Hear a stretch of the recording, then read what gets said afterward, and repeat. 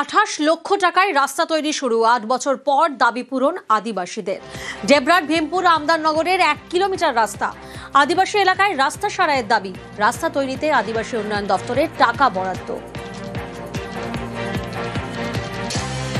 এখান থেকে আমাদের গ্রামের মানুষ না, এখান দিয়ে এটা মেন রাস্তা, এখান থেকে নদী বাঁধ গিয়ে পাটনাও যেতে পারে। এখান থেকে আমাদের শিশু শিক্ষা কেন্দ্র আছে, সামনে একটা প্রাথমিক বিদ্যালয় আছে। এই রাস্তাটা হওয়ার জন্য অনেকখানি উপকৃত। কত মানুষের বসবাস রয়েছে এখানে আপনি ধরেন হাজারের মতো আছে। ধন্যবাদ জানাবেন। হ্যাঁ, ধন্যবাদ তো অবশ্যই জানাবো। অনেক প্রতীক্ষার পরে এই যে রাস্তার কাজটা হচ্ছে, মানে খুব মোটামুটি সন্তুষ্ট। যেখানে একটি আইসিডিএস স্কুল আছে, প্রাইমারি স্কুল আছে, যেখানে বর্ষাকালে প্রায় যাতায়াত বন্ধই হয়ে যেত। কেশপুরের মানুষও এই রাস্তা দিয়ে যাতায়াত করে। নিশ্চিতভাবে আমাদের বিসিডব্লিউ দপ্তরকে ধন্যবাদ।